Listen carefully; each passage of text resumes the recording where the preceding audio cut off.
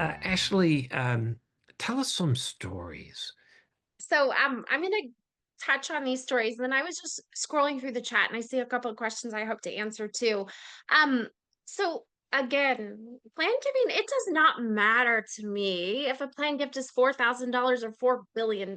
It really doesn't, because it's not about the dollar amount, although billion is kind of impressive. But truly $4,000 is impressive and beautiful and kind and loving. It just not about that.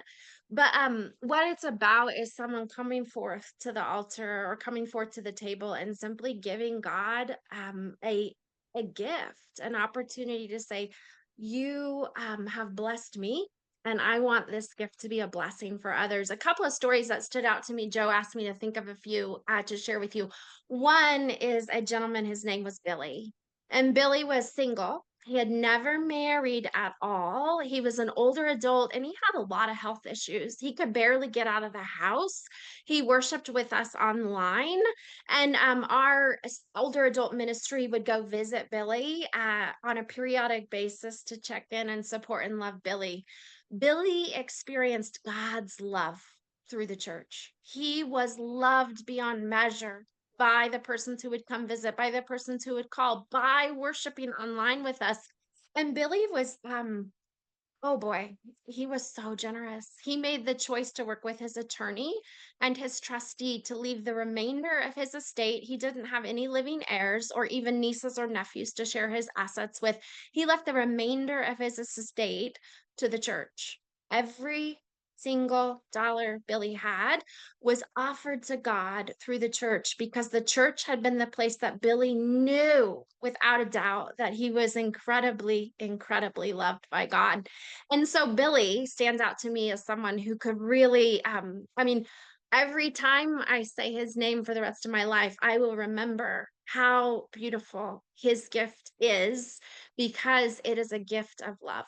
The second person that stood out to me that's really special is a person named David. Now, David lost the love of his life, Karen, to cancer. Karen went through a really, really, really hard battle with cancer. And so David decided to use the memorial gifts that have been given in Karen's name, along with some assets that Karen had, to create a fund at the Resurrection Foundation, again, over that $50,000 threshold. And actually, it's been endowed now. So it's over that $250,000 threshold, for mission trip scholarships. So Karen was the daughter of missionaries raised in multiple countries outside of the United States. Her life had been formed in missions, and she was passionate about missions at Resurrection too. And so he created a fund and that donor restricted way, to support mission trip scholarships for persons who wanted to travel internationally through the church but couldn't afford to on their own. And so his scholarship every year, or his fund every year, will create 15 or so scholarships for young adults, for church members who can't afford it on their own, to go on these trips. Their lives are changed, and the lives of the persons that they meet while they're traveling and while they're serving alongside each other, their lives are changed. God is working through all of their lives because of David and his generosity in honoring Karen. The third one I would share is actually at my current church. So we received the gift of proceeds from the sale of real estate. We had a church member who had married, but they did not have living heirs. They didn't have children who were living to receive the remainder of their estate. Um, he gave his house to the church. The trustees sold the house. I believe the story is it happened before I got there.